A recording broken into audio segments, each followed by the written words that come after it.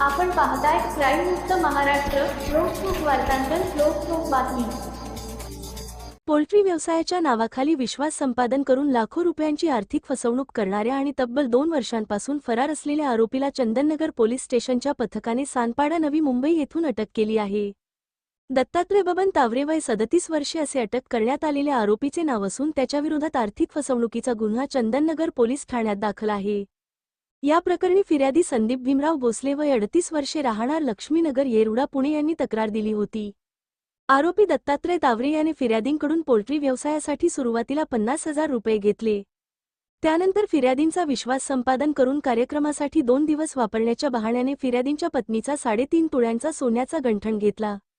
मात्र आरोपीने ते दागिने परस्पर मनपुरम गोल्ड लोनच्या चंदननगर शाखेत गहाण ठेवून त्यावर 1,29,500 रुपयांचे कर्ज घेत फिर्यादींची फसवणूक केली.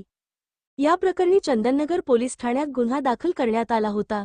तपासादरम्यान आरोपीने अशाच पद्धतीने आणखी 3 जणांची आर्थिक फसवणूक केल्याचे निष्पन्न झाले.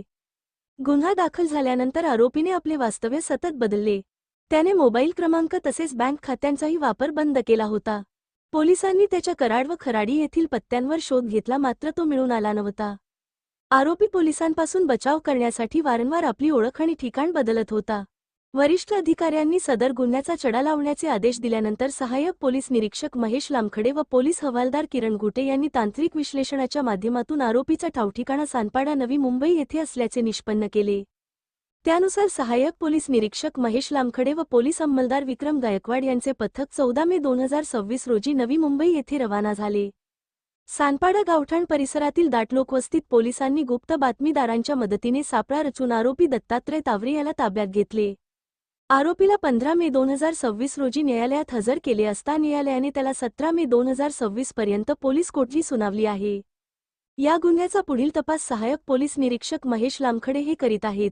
ही कारवाई पोलीस आयुक्त अमितेश कुमार, पोलीस सहायुक्त रंजन कुमार शर्मा, अप्पर पोलीस आयुक्त मनोज पाटील, पोलीस उपायुक्त सोमय मुंडे, सहाय्यक पोलीस आयुक्त नूतन पवार आणि वरिष्ठ पोलीस निरीक्षक निलेश बडाख यांच्या मार्गदर्शनाखाली सहाय्यक पोलीस निरीक्षक महेश लामखडे, सहाय्यक पोलीस निरीक्षक गणेश जगदाळे, पोलीस हवालदार किरण घुटे, पोलीस अंमलदार विक्रम गायकवाड व त्यांच्या पथकाने पार पाडली आहे.